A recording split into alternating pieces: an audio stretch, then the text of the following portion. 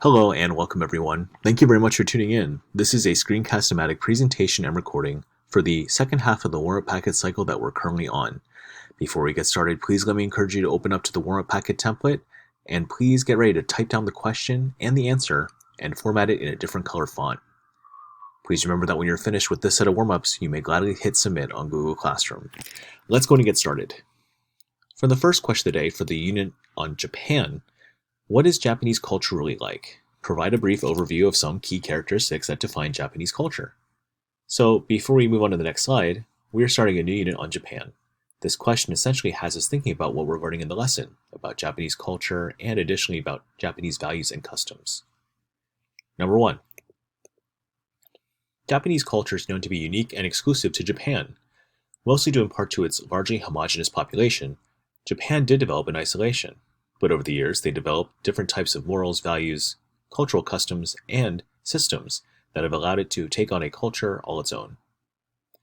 Now, let's be clear that Japanese culture has been defined by influences from abroad, from Asia and mainland China, also to Europe, with adapted ideals, governing styles and structures, customs, and styles of consumer culture. These types of characteristics define Japan. In terms of religion, it's true that Buddhism and Shintoism have influenced a large part of Japan, and they definitely do define a large majority of the philosophies, the religiosity, the morals, and the values of people of Japan today.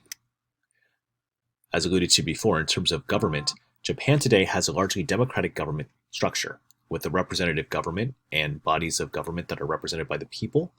Also, human rights are bestowed and given and guaranteed to the people.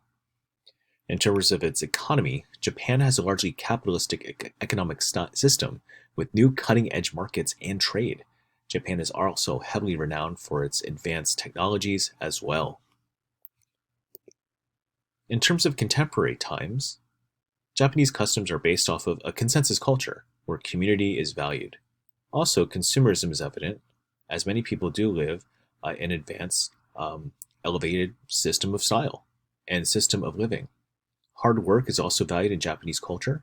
Ethics, morals, and values are also heavily embellished upon too. Let's move on to the next question of the day for Thursday and Friday. What is Japanese history like in a nutshell? Provide an overview of key things that define its history. In this unit, we're going to be taking a brief crash course at key events in Japan's history. Let's go and get started. Number 1, as stated before, Japan did develop heavily in isolation, sometimes by force, sometimes by choice. From the beginning, though, due to geographic reasons, early Japanese history is defined by isolation and slow development. It wouldn't be until later, of course, different types of historic, political, economic, and societal norms would be established in Japan. The Heian era in Japan is really notable because this is where we see a classical age defined by key inventions and key literary and cultural works that have been preserved throughout the ages. These types of works also show us how the upper classes lived. Over time, the feudal era would develop, defined by emperors, shogun, daimyo, samurai, and others. In a strict caste system like social hierarchy, the feudal era is defined not only by a strict social order, but also by distinct Japanese characteristics. An era of retreat. Japan would later ban outside influences like foreign countries for about 200 years. And then, of course, this would affect its development in a unique and refined way.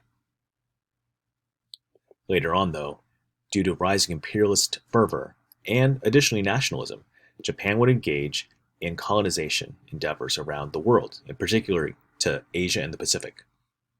Of course, they would forget this later with the outcome of World War II, with the bombings of Hiroshima and Nagasaki, and of course, the downfall of the Japanese forces and chances for winning at the end of World War II.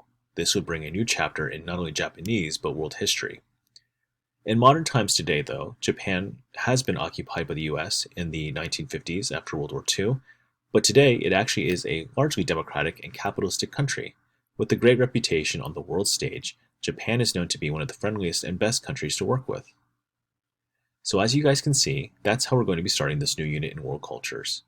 I hope that you found this to be helpful in completing the warm-ups.